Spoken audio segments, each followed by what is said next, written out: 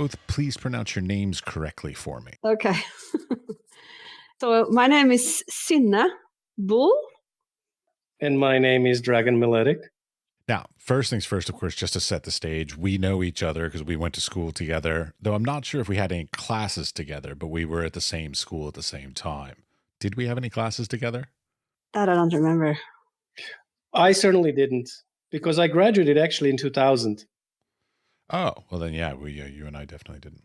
First thing, when I was looking through your CVs and such, you all are very diverse. So, Dragan, you're from Yugoslavia. Then you went to the San Francisco Art Institute. Synne, you studied in Indonesia and then went to the San Francisco Art Institute. So I guess the question is sort of like, how did you all even sort of get to the San Francisco Art Institute, which is basically where you all met, from what I understand? So, what were your childhood like? How did you become creative? So like, were your parents creative? How did you get from Indonesia and Yugoslavia to San Francisco, California? Yeah, the Indonesia thing is interesting. It's actually the reason why I went to Indonesia is because I wanted to go to the Art Institute. When you want to do a bachelor's degree abroad, you can get a student loan and, a big stipend from the Norwegian government because basically education is free. But the freshman year is not covered because the freshman year is considered something in between our last year of high school and the first year of a bachelor's degree in the States. So the state doesn't accept Norwegian students without a freshman year, and the Norwegian government's educational grant does not want to give a stipend for the first freshman year. So there was this kind of in-between year, and I basically just had to take some credits to go straight into sophomore year. And that's why I did that at the University of Oslo, and I made an exchange to go to Indonesia in one of the semesters. And Dragan? Slightly different story. I have started to study art at Art Academy in my hometown, Novi Sad, basically at kind of roughly at the beginning of the so-called civil war in Yugoslavia. It was a quite interesting time for me. I was a 20-something-year-old and full of ideas about what art was or is, but it didn't take long to really shatter that idea at the Academy, and that's I'm very, very thankful for. That was really extremely useful and helpful period for me to understand art practice at the slightly deeper level than what usually meets the eye. So in the atmosphere of the highest global inflation in history and the total isolation, which is called economic isolation, you would have to ask yourself a few questions about why do you do these things? The answers were coming as I was getting engaged in local politics and matters of communication within the sphere of so-called former Yugoslavia. So technology became a big, important part of art making and kind of expressing, if you want, and kind of dealing with every day. But technological means were quite limited. I was considering all the time, where this technological interest could lead me, and I was interested in, needless to say, in pursuing a master's degree because that would mean opportunity to leave the country and potentially explore different things with different technologies and so on and so on. And then I did start looking into prospecting different programs in the United States because Europe at the time was not necessarily, in my view, a good place for somebody coming from Serbia, both financially and otherwise. So I started applying to different schools in the States. As everybody else, I was quite keen on getting in New York, but that was not possible because I didn't find any interesting programs in New York. Two programs that I found interesting were at CalArts and at San Francisco Art Institute. I applied to both.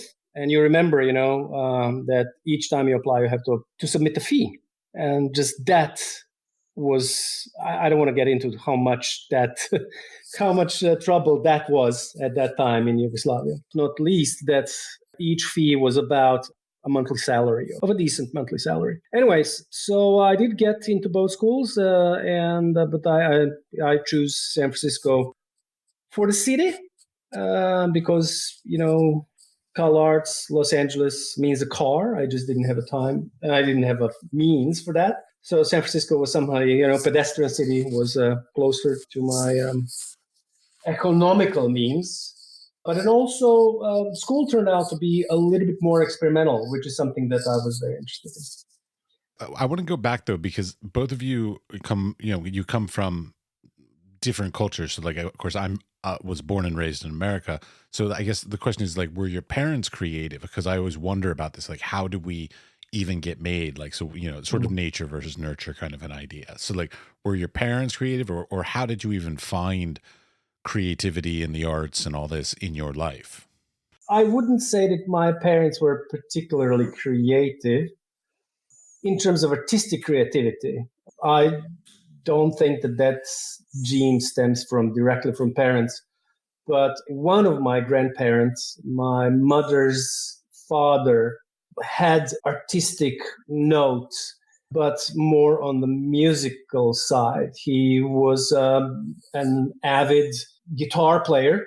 He had several bands in his youth, and I think all the way through the Second World War, he was quite active musician, I would say, but not professionally, really as an amateur. That is the only artistic gene that I was able to trace back in my family. Synne? Yeah. Yes, I am from a very creative family. Both my parents worked in the television, Norwegian television, and the sort of state-run television. That one channel that we had until 1986, we only had one channel, state-run, half an hour children's TV at 6:00. But also my grandmother, she was an artist. Unfortunately, she didn't finish art school because she had kids and had to get married. But yeah, she did. She painted all her life. I wanted to do something with film because that was very close to me since I was in this film and television industry family. So I wanted to go to a film school, actually. And when I came to the San Francisco Art Institute, I thought it was a film school because this was pre-internet also. Internet maybe was somewhat up and running, but it wasn't that easy to figure out what Art Institute was from Norway. I remember visiting the Fulbright office, and they sort of gave me some brochures and, for different schools. And so basically, when I came to the Art Institute, I then started to be interested in new genres, and I swapped major to new genres from film because, that's where I felt like, the sort of learning 600% of contemporary art, conceptual art, all of these things that I was very interested in. Yeah, so that was great. That was a completely new opening for me, as well as similar to Dragan in that sense. Yeah. When I got to the San Francisco Art Institute, I was a photography major. That's how I got accepted in. And within a first semester, I was like, screw it. And I switched to new genres. And in many ways, it was possibly some of the best education I had, but there were other parts of it that were not the greatest. But the part that I absolutely loved about it was that was the first time in my entire life where I walked into a classroom and the conversations that were in the critiques were never about technical stuff. They were sitting there like, what brush were you using, or what camera were you using, or lighting, or anything, because it was just about, was the artistic expression being done in the right way? Like, and it was just about that. And I was the most amazing critiques and fabulous education. So I thoroughly enjoyed it, and I still appreciate it to this day. So that's my little 2 cents on it. Dragan, were you also new genres? Yeah, definitely. But I enrolled new genres.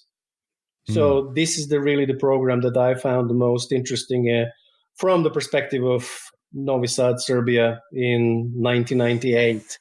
via a printed catalog, because the internet was available in Serbia at that time, and I did surf the internet periodically for limited periods of time because of, not limited, you just have like a slot of like, I don't know how many minutes, or there's some kind of I forgot what is it called actually, like you have some kind of coupons, like, and you just enter something and it's like you are half an hour online, things like that. Anyway, the SFI website was very different at that time than it is today, or so it's not to be compared. So catalogs were really the means of communication for all the schools. I rightfully received one of those, and it did really appear the most interesting. Again, back to this kind of experiment, because this is something that really attracted me a lot to the Art Institute. Now, what are you all doing these days? So to jump ahead, sorry. Mm-hmm. Still experimenting, still doing the same thing, really. What are you all doing sort of like professionally? Like, are you teaching? Are you full-time practicing artists? Like, so like, what are you, I guess like your day-to-day job these days? Yeah, I've been both teaching, and we both completed our PhD programs just recently. We have some kind of a PhD in the arts here. That's, I guess, coming to the States as well a little bit, but maybe in Prague they have it, or in Czech, I don't know. It's more common in Europe. At the moment, yeah. Yeah, so that has been very fruitful to re-engage in the work, and engaged group critiques and forums, seminars, also cross-disciplinary engagements, and trying to figure out what an art PhD could be, what's useful for it. You know what I mean?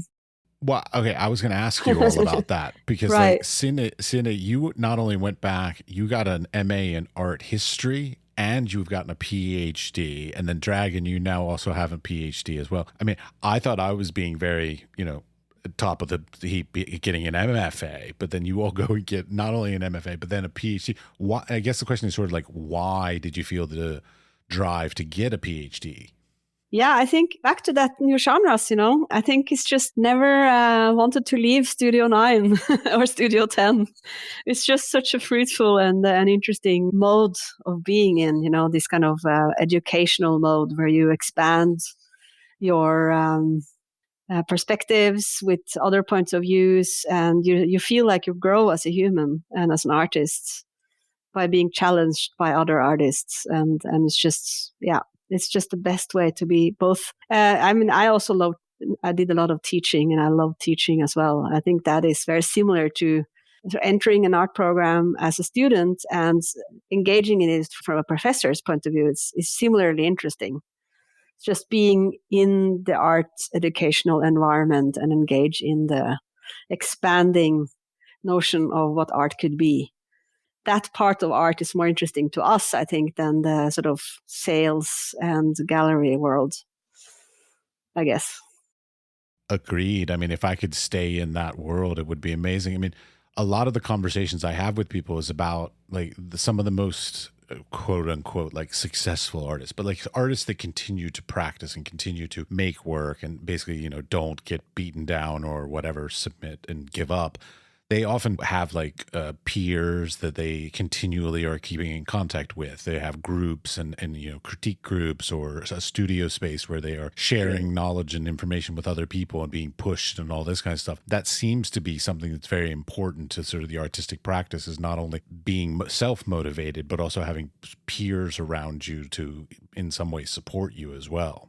Yeah, certainly. That's certainly. But there's also another aspect of people in Norway, at least artists in Norway, or in Scandinavia, I can say, actually being interested in going back to PhD and doing the PhD, is because it is quite a privilege, because it is a paid 3 years of, working on researching whatever you are interested in researching. So it is an extraordinary opportunity to focus into whatever you are focusing into. So this is a slightly different, because I think that needs to be kept in the perspective, because like when you say a PhD student in the States, that means one thing, But once you're a PhD or artistic PhD candidate here in Scandinavia, that means something really different. Even in England, that means that most likely you're paying for your education. Here, you are really paid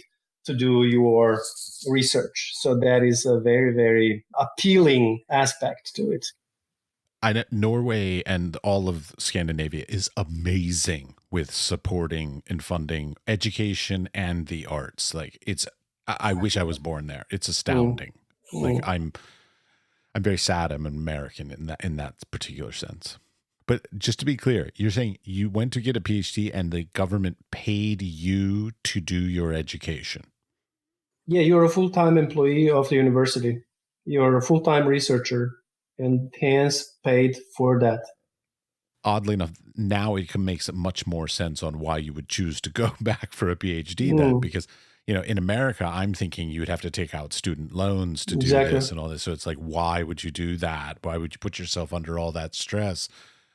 But if you're being paid to do it, I'm on your side. I totally get it. There's also a great other side. Of course, it's very important that it is a full-time position, but even if it wouldn't be, I would do it because it's also a gateway to engage with serious research. It opens up a field of a research network that you can engage with, and you get colleagues, and so the whole and also the type of teaching positions you are eligible for after completing your PhD is broader than if you only have a master's. So there are more reasons than only just a paid position. Yeah, I only mentioned that as one aspect. It's one of the aspects which is not unimportant. That's all. Yeah. But the reason for taking the PhD is not really, I'm just going to get, like my full-time job for 3 years. That's there because first of all, it's very competitive, needless to say. So it's not something that you're just going to, walk in there and you can start working here. No, so it's extremely competitive. You do have to have quite good reason to do it, and to convince the juries, which are international, practicing artists or theoreticians or whatever, that you should be paid for that research. So, yeah. It's amazing. I mean, I'm all for it. Are you both Norwegian citizens at this point? I'm not. No. I'm Serbian and American so far. I did apply for Norwegian citizenship. And I imagine that's not an easy process. It's at this stage, it's not uneasy either. It just takes time. That's all. Because, I've lived here for 15 years. So it's a matter of quota. So I have that quota. You have to demonstrate some basic knowledge of language and history and so on, and you take a couple of tests, and and then you're evaluated, and then once you pass those tests, which is, in my opinion, for somebody who lives here for 15 years, are fairly simple and fundamental, then everything else is just a formality, I would say. All right, stupid question. Are you all married? Yes, we are lawfully married. Lovely. Okay. It's because I saw all kinds of things, collaborative, duo, all kinds of different things, but nowhere did I see whether you all were just, together or whether you were like legally married or anything. Married in City Hall in San Francisco. Nice. Very nice. 2005. Well, and that brings up like sort of the issue of like collaboration, because some people, some specifically creative people, are really, really great with collaboration and can work together with not just their collaborating partners, but other people very well. Sure. Some people are very individual and very selfish. I'm probably one of those. But was it easy, and is it still easy to collaborate, or is it always sort of a little bit of a challenge? Do you all have does it always go smoothly? Are there problems? Like, what's how does the whole collaborative process work for the two of you? All of it. Well, I guess like this also, like, so is there like a separation of power? Like one of you is the concept and one of you is the technical, or is it fully integrated that you will both sort of just work together as one unit? I think what's interesting with us is that we started collaborating before we became a couple. And we basically collaborated for about half a year And we didn't dare to tap into the sort of love thing because we thought it basically is going to ruin the collaboration. So, so we have a very special, I think, way that we lift each other up and sort of just add on to each other's ideas. And we don't really have a division of labor or anything like that. We just do most of the things that we do together. Of course, one of us could be, very preoccupied with one aspect for a longer period of time, but then we are so eager to show each other, where things are going, and then we start discussing it right away. And yeah, it's very entangled. We do have a very distinct points of view, and that I think is very important and very good. So we don't think alike. Oftentimes, we do have a shared preoccupation, if you want, but there's a lot of dialogue that is a part of this collaboration, and this dialogue is probably something the most interesting that is happening in a collaboration, because this is where you are realizing that things can always be different, and that this is kind of something that moves, at least my way of thinking about, let's say, about the world, right? Is that there's that other perspective, which is kind of always close to you, and that's a privilege. To me, that is the most interesting part of this collaboration. So it's like, whether I pick something and then, show it to Synne, or she would pick up something and show it to me, and then kind of, that's kind of, start the feedback is not important. What is important is that, to me at least, what is important is that ongoing dialogue. That is what is important. And I think we are also both very collaborative in and of ourselves. So we both came from other collaborators or collaborative collectives before we started our collaboration. And we collaborate with others, now and then. And we have ongoing collaborations. We do like to have that multiple perspective and dialogue around art making. That is something that we value very highly. Well, I find that that's a thing that's very, it sounds bad when I say it's very popular these days, but it is very popular these days, this collectives and collaborative works and things like this. It seems like something that, it's one of those stupid things, I wish somebody had told me the benefits of it, because the amount of opportunities, whether it's residencies or grants or any institutional exhibitions that the collectives are able to participate in or get grants for or whatever, seems to be very important these days. I'm seeing it more and more, not just an opportunity, but actually as a resource to be able to continue to make work. Yeah, a little bit back to what you said earlier, that you have this group of people that, give you feedback and that keeps you going. And also that idea of being part of something that's bigger than yourself, that is very motivating.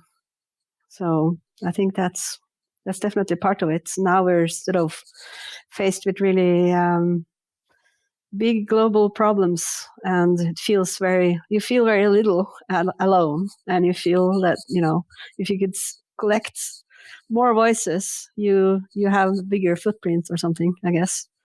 The work that we do, Dragan was touching upon it in terms of the, selecting school and the way that he wanted to go forward with art and technology. And of course, my focus on film and moving image. These are, early interests that we still are very occupied with. So we are in that kind of little niche where, art and technology meet, and where we try to push the boundaries between what kind of technologies we can get to do different things, and basically have an artistic point of view of the role of technology in society through creative and aesthetic modes of experimenting. I guess that's where we find ourselves constantly coming back to these questions. Well, that's something that I was wondering about, is 20 years ago when we were in school, video was still sort of a reasonably outside of the traditional forms of art. Is it easier, or is there still sort of skepticism and pushback for sort of video and installation work and this kinds of stuff these days? I wouldn't say that video is outside of the quote-unquote mainstream these days because of obvious technological reasons. It's just so easy to make it, So, and I think that there's a plethora of videos in every venue these days. So, and needless to say that it becomes the artist also became, because of the technological availability, the artist became a lot more cross-disciplinary, even painters, or I don't know, people who are working with more traditional media. They're picking up the video and doing something with it. So that became very, very common. So I wouldn't think that the video today is kind of on the margins of a contemporary art practice per se. But it does participate within the art economy, if you want, in a different way. And this is something that can be seen, for example, in places like art fairs. You can go into any collection of the Contemporary Art Museum, and you would, you just kind of see how much of the collection is actually really moving images, or video specifically, or video installation. So then you kind of, maybe understand, okay, the reality today, if you come to Oslo and, go out for a little gallery walk, you would encounter a good amount of video works. But if you would go to a Contemporary Art Museum, I'm not sure how many video works you would be encountering in the collection, particularly displayed. So that's a kind of maybe discrepancy between, what do we have in kind of everyday as a video, and what do we have really kind of acknowledged within the mainstream art institutions as the status of the video. Yeah, but I think it just boils down to the very simple fact that people need to have something to hang on the wall, or, it's easy.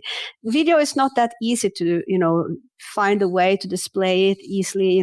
It's not as sort of straightforward as a painting or a sculpture. But what I wanted to highlight was more the fact that because we push technology and work with it in a very, I feel, interesting and challenging mode, that also I was sort of more going along that idea of collaboration, that the way that we work now with technology also entails a lot of interesting collaborations across disciplines other than art. So we are sort of tapping into engineering and robotics, and we get to meet these really fantastic people that they're really skilled in their field, and they stretch their capabilities in order to accommodate some of our ideas, and we get ideas by their specific knowledge. And so I think that is a very, very interesting way of working. And we were very lucky that the Norwegian National Museum just recently purchased one of our very challenging works. We've been working on since 2012, actually. So it takes a long time to develop these sort of kinetic video installations that we now are very engaged in. That is something that I feel was a big step, that we developed something as experimental like that, and that we managed to not give up and work on it for such a long time. And then eventually the National Museum go ahead and buy it. And we got some prizes at the Media Art Festival in Japan, among other things, for that work. So yeah. So it's possible to work that way, even though it's not the type of work that you encounter in an art fair. It's still possible to stay true to your interest rather than to conform to some kind of easiest way out. Well, and that's one of those sort of characteristics that I find really sort of difficult with the creative industries as a whole, because somebody in another job, a lawyer, like they don't have to conform to any sort of, societal norms or whatever, or industry norms to be able to be a lawyer or a doctor or whatever. Whereas in the arts, there is that, drive to be independent, to drive to express your own ideas and your own voice and in your own vision and your own mediums, and then there are so many different avenues to do sort of have a artistic career, because some people strive for the sales, some people strive for the institutional exhibitions, some people strive for the academic, teaching credentials and this kinds of stuff. And so there's so many different definitions of success in this industry, depending on sort of what avenue you're, art fairs is another one kind of thing. And it's really hard to sort of, define it and then also keep self-motivated and strive to continually grow and get better. Yeah, I think you have to find out what drives you. If sales drives you, start painting, you know what I mean? But if you're curious about certain types of moving image technologies, and you are just like dying to find out how that's going to look, or, you know, how that may completely change our perception of something, then, you know, that's going to be the one thing that drives you. And then sales is less important. I mean, that's why we teach and engage in other types of day jobs to keep going as artists, because we can never rely on sales. That's not the path for us. For me, it's, and for I think to both of us, is that we identify very much with research and with the researcher position in the university, and teaching, obviously, is also very important there. There is this idea of continuously sort of, you know, break new boundaries, finding out new things, being curious about something. And that is what drives us. That is this kind of continuous research and going forward with experiments, and feel like we're at the edge of what we know, and that we sort of grapple at the edge of the unknown, so to speak. That is something that is very much the driving factor of our work. And that is a place I feel that can be realized much more in the educational institution as a professor and teacher and researcher, rather than an independent artist in a gallery or where you have to be, maybe. But I don't know. I mean, it depends. People have different ways of going about their activities, but it's also the fact that, you know, that we love that educational mode that made us take that path, I guess. It comes back to the new genres department. Absolutely. I'm still on your side. I totally agree with you. I mean, there's a certain sort of freedom that the academic industry sort of allows us, like, because we can put more time and effort into testing and trying and pushing boundaries, because we are not reliant on acceptance or even getting something right. So like in the academic world, you're sort of allowed to get things wrong, but that might be a stepping stone to something else, and that's perfectly acceptable. But if you're in the sales part of it, you do a bad exhibition, your entire career could be ruined. So the academic industry definitely gives us a bit of a luxury and a privilege to test and try and research and fail. Yeah, and not the least, the possibility to collaborate across other knowledge fields.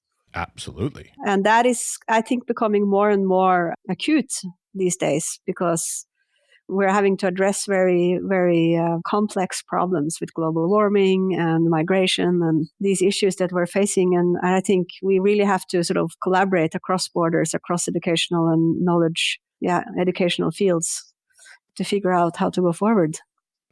As an off question, has the situation with COVID and the pandemic and a lot of things like the art fairs and a lot of art exhibitions and stuff going digital, has that been sort of helpful or detrimental to some of your opportunities?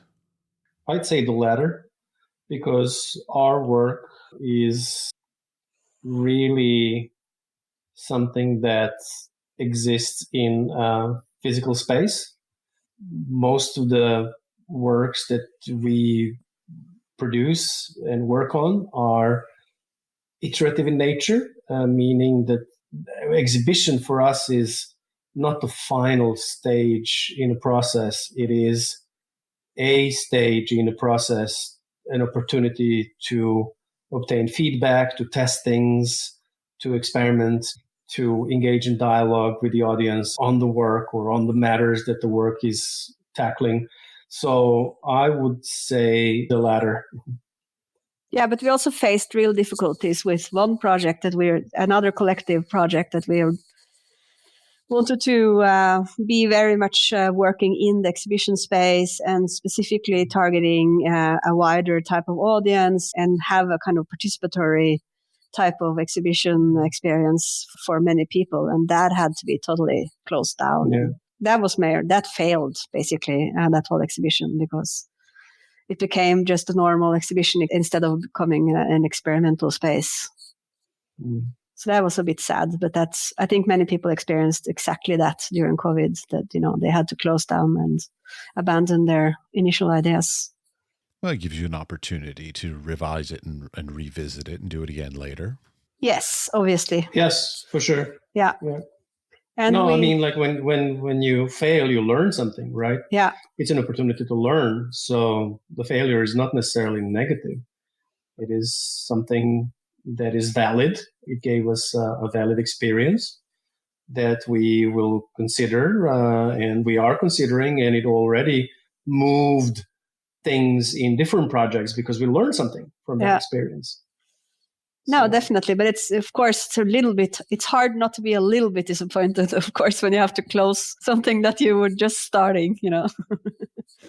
Wait, it's a very American thing. I know that, so I'm totally making fun of myself on this, but like the word failure has a very much of a negative connotation, whereas in the creative industries, like we fail all the time, you know, like the only things that people publicly generally see are the successes, but they don't see all the testing and the trials and the mistakes and the things that we fail at leading up to it. I mean, I have far more failures in my career than I do successes, and I'm sure most people do.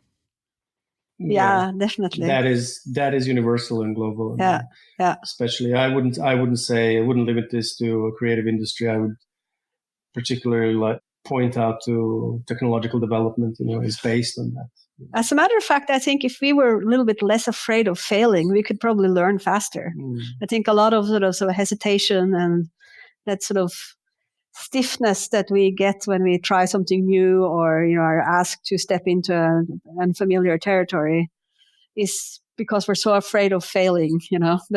I mean, that's just so normal to fail, and it's good because you learn enormously every time we fail. I'm happy to fail. I just don't want people to see me fail. Sure. I'm happy to fail in private. Yeah. And we could probably we're trained to be more secure about failing. I guess, but if you look at new genres was an opportunity to fail in public. And this is, to me, that was one of the biggest schools of new genres. This is exactly, it was scary, needless to say, but you know, it was an opportunity to kind of face that, I guess, unjustly infused sentiment of that failure is something bad. This is something that we could do collectively in new genres. And this is something that I celebrate to this day. I still love it. I mean, I wouldn't even be able to do this podcast in the way that I'm doing it if I hadn't had that new genres education. I mean, so like everything they instilled in me is still part of my practice these days. So I love it. And I love that it was always about art, period. Not like, you know, like, oh, painters talking about painting or printmakers talking about printmaking. It was just creative people talking about being creative. And that is such a difference than the very, very structured and very nuanced, you know, disciplines and departments that generally existed throughout the academic world.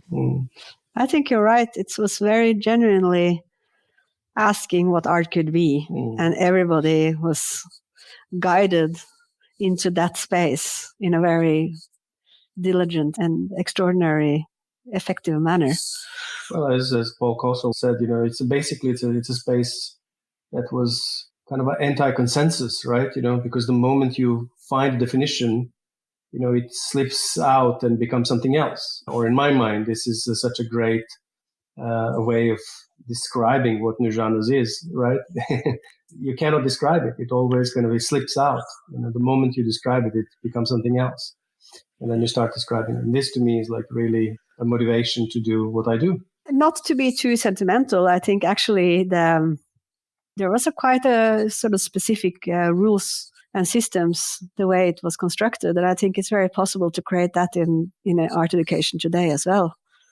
The way that it was these group critiques were conducted. Sure. So I think there were some really great principles about how, for example, one really important principle that when you present work, you actually don't really talk. You don't step forward and present it with words and try to explain and excuse yourself or try to defend it in any way. But you, as an artist, you step back and you listen to what this work does in the room and how this work engages with the audience. And you make notes, but you don't talk. And I think that is just one very, very simple rule that was so effective. It was the first time I had ever experienced that, because at all the other institutions I'd gone to, they was always present your work and then stand there and explain it, and then the critique would start. And I remember I don't remember if it was Tony or Paul or whatever, but I remember at one point I stood up, getting ready to like present my work, and they were like, "Sit down. You're not here to talk. You've presented your artwork, and your artwork exists without you there to talk about it. So it has to tell its story without you there." And that just sort of shocked the hell out of me. I was like, "Oh, you're right." Like, I'm not going to be there to like defend it when I put it in an exhibition. So, I mean, they were very smart in the way that they sort of pushed us. But boy, it was difficult. I think that is the way to talk about new genres today, because otherwise, when somebody listens to, for example, this podcast, they could be like, "Oh yeah, I wish I was there 20 years ago." But unfortunately, that's not possible. But I think, we could talk about it more as a form of educational formula or a system or a model that can be used in classrooms today, everywhere. Well, these days, there is a lot of like pandering to the students and letting the students sort of talk their way out of things.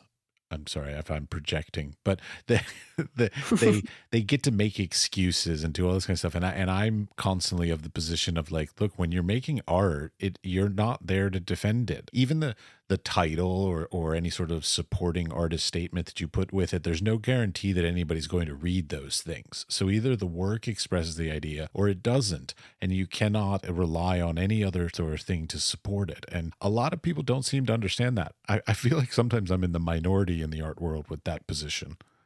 Yeah, but I think it was a little bit the time of the whole sort of, what should I say, the feel of the time, that the leftover of the 60s, where the death of the author and the collective forces that brought up an artwork wasn't really thought of as one single artist anyway, even if you wanted it to be. So I think it was a breath of that as well from these professors that we had, that they had that idea, in them, and that is maybe now not as, I don't know, present in the art world today. It's maybe the artist is getting a little bit more attention again.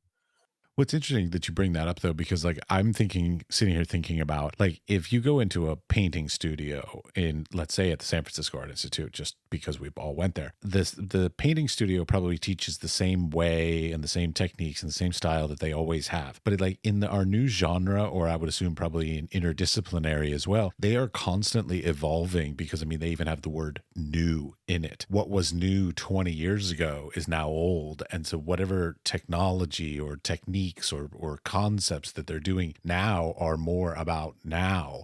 And so like that program versus any other program feels like it's probably much more contemporary than a lot of the other programs. Well, certainly. I think it operates much more closely to, what should I say, it's more informed by the global art world discussion, I guess. These exhibitions and texts, big biennials, the sort of discussions that is evolving around what art could be and the role of art in society. New Genres is very connected to that dialogue, whereas many other sections of the school were more lulled into, I guess, their own sort of being of the creation of whatever artwork they were making.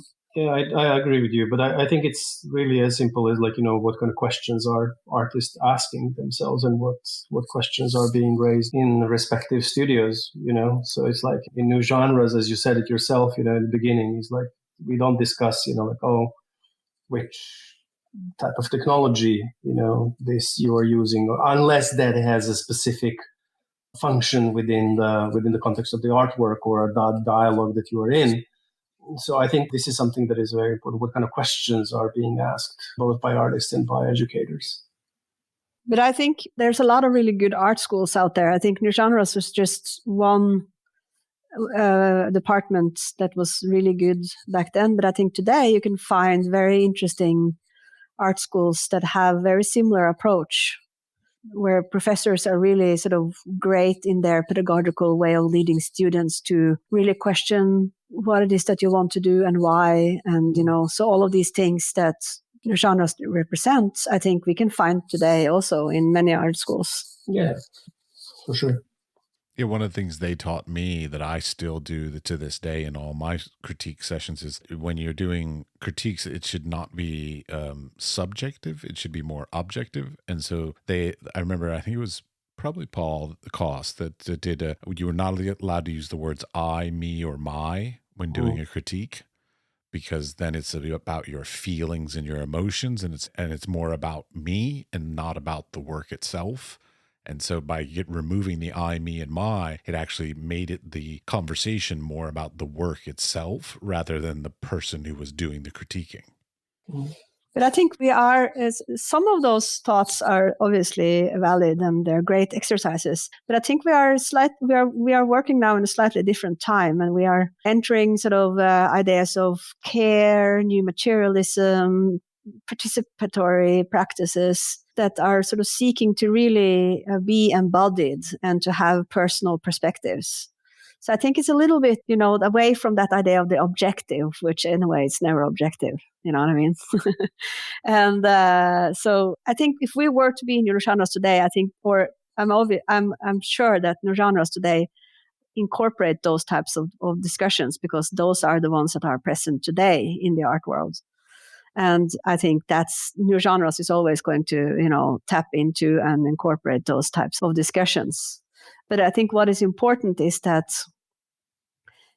when you present your work and you are not allowed to defend it or speak, of course you can do that later, but when you let people discuss it without being allowed to defend it, I think first and foremost, of course, it sort of mirrors the actual life of being in an exhibition space where you not necessarily are there. But at the same time, maybe more importantly, it lets you learn so much from listening to these type of feedback that you get there, because when somebody tells you you're not allowed to speak, you relax. You're not thinking about the next thing that you're going to say, or if you disagree or agree with what one person is saying, because you know that you're not allowed to speak anyway. And that type of relaxation opens your mind and lets you listen.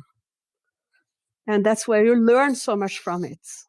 So it's not only to mirror what the real life is about, but it's also, it could be used in any type of education. I think it's also something that we used I did some kind of pedagogy course at the end of my PhD. And we had a really great seminar on feedback. And the one other thing that that was really great there that actually neurogenres didn't bring in so much was that when one person says something about the artwork that is presented, and you agree with what that person says, when it's your time to talk, you don't have to repeat it because we already know it. So you can add on with some of your perspectives, but if it's already said in the room and you don't have anything else to say, then you don't have to speak. You don't have to have like 20 people saying the same. And that also creates a really effective and nice environment, because then you don't have to listen to the same over and over, and people have to really be smart about what they're saying, what type of feedback they're giving, because it has to be either very special and something that nobody else have seen, or not at all. You know what I mean? So it also gives a little bit of responsibility to the person giving feedback. I know. I always hated being at the end of the group critique because everybody had already said everything really poignant, and I was like, I got nothing more to add. Right. And then I think then it's great to have a rule like, hey, if there's nothing more to add, that's fine. Not everybody has to say anything always.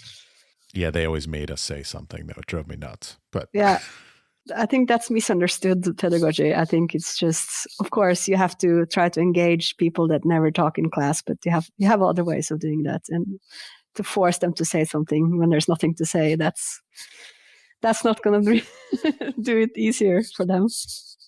Indeed. So, okay, well, speaking of this kind of stuff about people engaging with and stuff, I'm thinking about social media. So, like, do you all use it? Do you like it? What's your sort of position on it and your engagement with it? Social media is, I feel right now, a way to get to know what's going on. It's a communication channel. I never favored social media for personal, private things. I never put out any of our kids or any of our private matter there. But for professional activities, we use it as a communication channel, basically. It's a time thief. So it very easily takes too much time. So try to stay away as much as possible, actually. Okay, wait a minute. You just mentioned that you all have kids. I didn't know this. Oh yeah, we have 2 kids. And Congratulations. And a dog. Heard the dog. Yeah, knew about the dog. And the station wagon and a garden and everything. You have the American dream. It's actually right there. You're good. Made and in you're Norway. not in America. Yeah. Oh, yes. But I'm always fascinated about the choice for creative people, like whether to have kids, when to have kids, this kind of, and then of course, does having children, for lack of a better word, like affect your artistic endeavors and your sort of focus, and do your ideas and concepts change because of having children and things along this line? So like how did having children affect your careers and your life and your sort of creative output? Heavily. Yeah, definitely. Heavily. Needless to say, it's a great responsibility to be a parent. And it's a lot of time and a lot of effort goes into everyday things. The everyday management becomes an extraordinary task in itself, and then multiply that by 2. So, but at the same time, it teaches you something. It teaches you how to be focused and committed to things. Back to what we talked about, like that's really that you care for. So I guess you either become more pragmatic or you don't become more pragmatic about things that matter to you. You can go both ways. You can get lost in it, but you can also sort of get better organized at it. Yeah. Meaning your artistic practice, right? Because that's the kind of the key theme. I think also the kids are partly why we're in Norway. Because Norway is great that way. It sort of, the school's free, kindergarten's free, almost free at least. Our parents are here to help us out, all of those things. So basically... Well, one parent. Yeah, but 2 parents until recently. So basically we were, after San Francisco Art Institute, we packed our things in 4 suitcases. Whatever didn't fit in those 4 suitcases, we either gave it away or we sold it. And we were just going from residency to residency for like 3 years. We didn't have a place to live. All our books we sent to my dad's and he put them in the cellar, but that was the only thing we kept. Everything else, we just got rid of it. And we were just jumping around Paris, and Berlin and a couple of other places.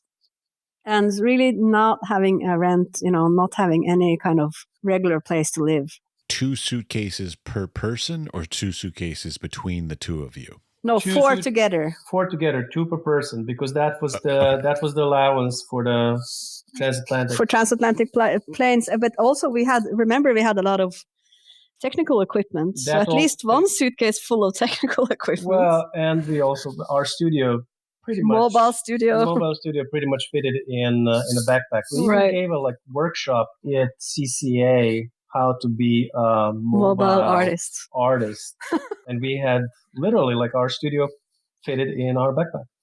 And we got pregnant on one of the residencies, and that's when we understood that we have to think seriously about where do we want to live and what are we going to do. Because that life of bouncing around with the residencies, I just in the past 5 years found out that was a thing you could do. And I'm like, God damn it, why didn't I do that when I was young? Yeah. That was very glad that we did that. Yeah. And we definitely don't crave that now. No. We're done with it, you know what I mean? It's just so good. It's like, okay, we really did it really hard the way that, so much that we don't want to do it anymore. Okay, I was going to say, I've heard about a bunch of residencies that actually allow you to bring children as well. Yeah, sure. I mean, that could be one thing to do, but... Yeah, we were in residency at Berkeley in 2017 with our children, so they went to school there. We were there for half a year. Connected to the UC, though, to the university. So, yeah, so we've done it too. Yeah. As a matter of fact, twice. Yeah. We've done Chicago another as well. residency for 3 months in Chicago with children, but they were then small, so they were in kindergarten only. Yeah. How old are your kids now? 14 and 11. Yeah, that's more difficult at that time. Yeah. Yeah. Yeah, they would not want to be ripped away from their friends. No. 2017 was the last train, Yeah. We get warnings now. Don't ever. Don't even think about it. Yeah, don't even think about it. Can go visit. Yeah. But yeah. And they're also, unfortunately, allergic to art. So. Wait, what?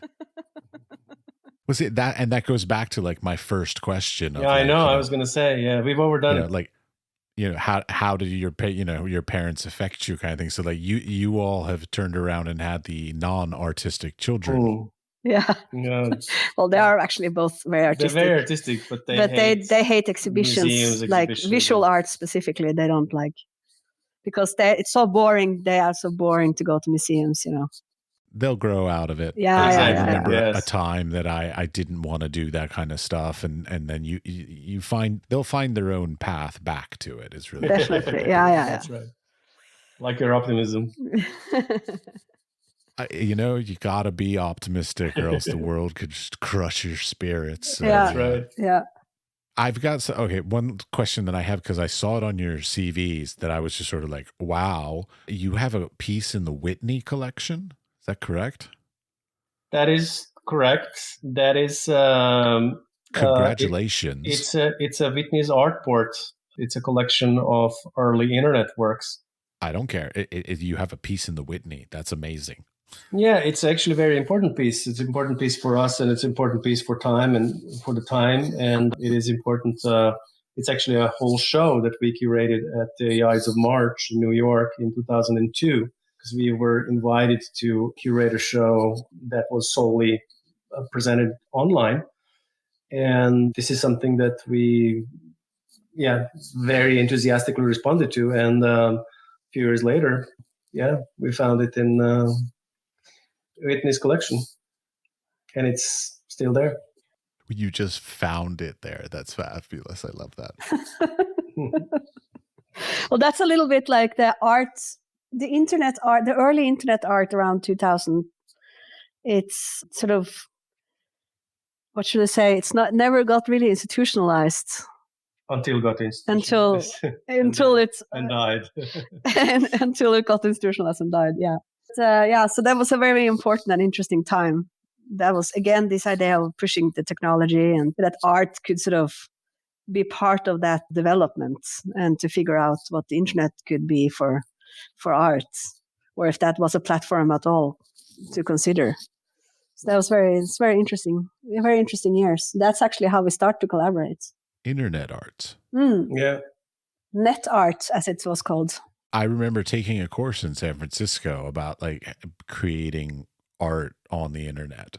It was, but it's sort of net art had basically a lot of conceptual ideas about how it should be based on the internet, on the networks, to take advantage of the network structure, and to be bypassing the institution to get to the user or to the audience without any kind of curator or institution. That was more like a mail art, that you could go directly to the audience, and artists could collaborate across the globe. And so there were many, many nice ideas around it. And particularly very important in the time that Dragan was working from Yugoslavia. Certain type of propaganda came out, and other voices were silenced. Sadly, still true. Yeah. Because I'm in America right now, so So how do you feel about what's the sort of pushing forward, the sort of post-COVID and post all this kind of stuff? So you all are, working with hard research. You're also trying to pushing technologies and the boundaries and stuff. So do you feel like it's all going to sort of fall back into place once you think COVID's all done? Or do you think there's going to be sort of a lot of this more hybrid online stuff and in-person stuff? How do you see the future, I guess? About the arts, I always say arts world, art industry. I'm not sure what word, but the future of because a lot of galleries are closing, art fairs did their online. Do you feel like there's going to be some hybridization of this, or is it sort of just going to fall back to the way it was? And how does that sort of change your perspective on like what you're going to make, knowing or thinking that things are going to go in one direction or another? Not entirely sure. I mean, I think in one perspective, if you think about this sort of like the way that things are closing down, culture is, of course, the first thing to close down, once we have to take care of contamination. And so it's, more and more art spaces are dying. But on the other hand, for global warming and the environment, I guess the digital in some sense could help reduce travel and but of course the server parks are producing their footprints. I'm hoping that we could continue to work in the cross-section between art and science and technology and work with other forms of research. We have a couple of artistic research projects lined up where we collaborate with many different scholars and researchers and technologists. And I think that is one way forward, at least, to find new questions. All right. Well, just to sort of wrap this all up, so like, do you have any topics you all want to talk about that I haven't even thought to ask you about? Because I don't know everything. I just look up whatever's available online. I think we covered it mostly, for my part, at least. Yeah. I mean, maybe just to kind of add to the last question, the answer, a tangible answer is that we are in the process of working on a large exhibition right now in San Francisco in next year. So this is kind of in our immediate future plans. This is how we want to see future, and this is where the future is kind of, teasing us to see it that way, because we have worked on that exhibition hard for such a long time that we'd be very sad if that closes down. It'd be very sad, exactly, if that would have to. It's been postponed for a couple of times already. If it would be available only online, because the online just doesn't make any sense for that exhibition. Yeah. So, if I can say that I personally still hope and expecting that, the ability to meet the audience physically in a physical space will continue in future, not only for my own egoistic reasons, but really because I think that this is how we are built.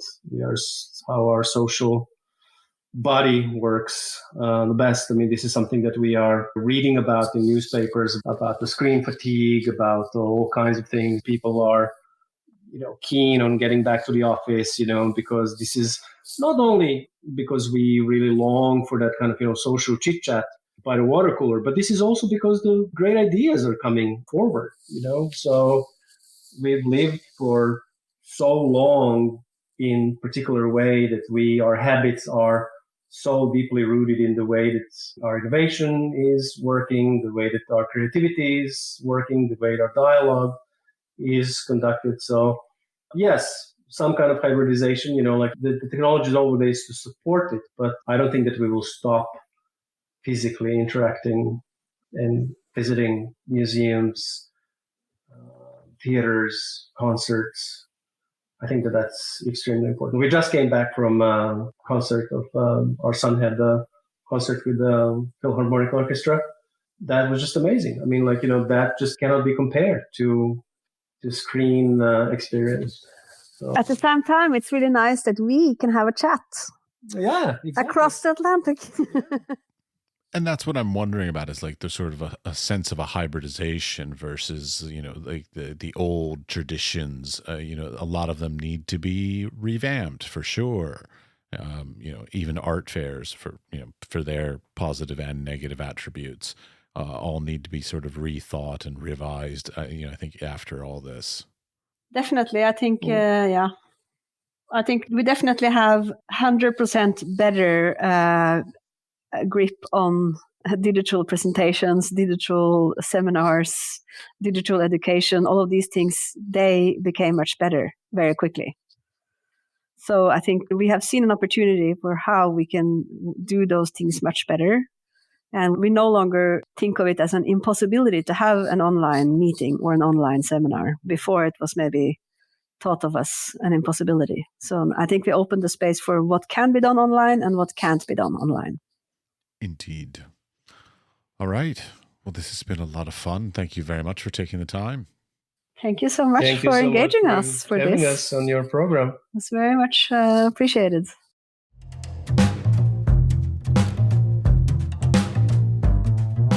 Thank you for listening all the way to the end of the conversation. We would appreciate it if you would share the podcast with your friends, family, co-workers, studio mates, anyone with an interest in the arts and creative endeavors. The building and strengthening of the arts community is at the core of our mission for the podcast. They can subscribe on Apple Podcasts, Spotify, or wherever you get your podcasts. We are produced by 5014.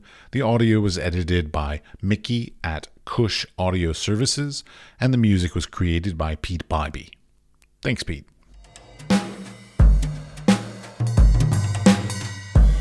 The Wise Fool Art Podcast is supported in part by an EEA grant from Iceland, Liechtenstein, and Norway in an effort to work together for a green, competitive, and inclusive Europe.